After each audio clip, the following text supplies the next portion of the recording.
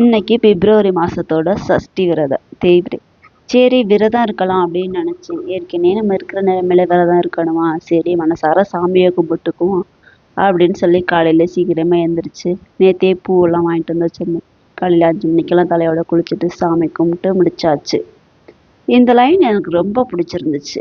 இன்று என்பது நன்றாக பிடித்துக்கொள், ஏனென்றால் நாளை என்பது விதியின் கைக்குள் இருக்கிறது. நாளை என்கிறது நம்ம விடிஞ்சு எந்திரிச்சாதான் நிஜம் இல்லைங்களா? அதனால நாளை என்பது இல்லவே இல்லை, இருக்குது. ஆனா நமக்கு நாளைக்கு நம்ம எந்திரிச்சோம்னா தான் அது நமக்கு நாளைக்கு நடக்கும். அப்படிங்கிறதுனால இன்னைக்கு அப்படிங்கிறதே நம்ம என்ன நினைக்கிறோமோ அதை இன்னைக்கே செய்யணும் அப்படின்னு நினைச்சுக்கோம். எல்லா பக்கட்டும் பூ வச்சாச்சு. சரி ஒரு 5-6 பூக்கு மட்டும் மிச்சம் இருந்துச்சு. ஒரு 2-3 பூ உதிர்ந்து காம்பு இல்லாம போயிருச்சு.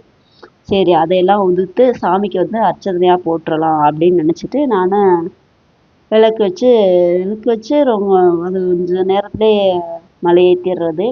அது தானாகவே காலையில் வைக்கிற விளக்கு நம்ம மலை ஏற்றக்கூடாது, அது தானாகவே மலை ஏறிடும். அப்படிங்கிறதுக்காக காலையில் வைக்கிற விளக்கு தானாக மலை ஏறிடும். மலை ஏறினதுக்கப்புறமா எல்லா வேலையும் ஒன்று ஒன்றா பார்த்தாச்சு. அதுக்கப்புறம் சாமி கும்பிட்டுட்டு சமைக்க போயாச்சு.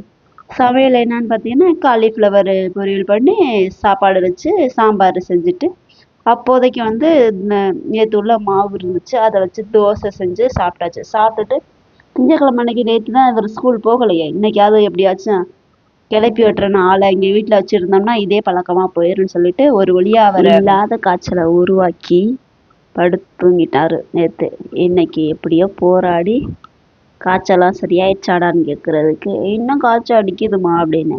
அடித்தாலும் பரவாயில்லடா கிளம்புடா அப்படின்னு சொல்லி ஒரு வழியாக கிளப்பி வச்சு ஆளை கிளப்பி விட்டு கொண்டு போய் சேர்த்தாச்சு. இந்த சளி பிடிச்சதுனால அவனோட பாக்கெட் மேலே கர்ச்சீப் குத்தி விட்டுருக்கேன். இல்லைன்னா அவன் சட்டையே எடுத்து மூக்கில் தொலைச்சி மொத்தத்தையும் காலி பண்ணிடுவான். சட்டை ஃபுல்லாக பார்த்தா வெள்ளை வெள்ளையாக பிடிச்சி கிடக்கும். அதனால் இது பண்ணியாச்சு.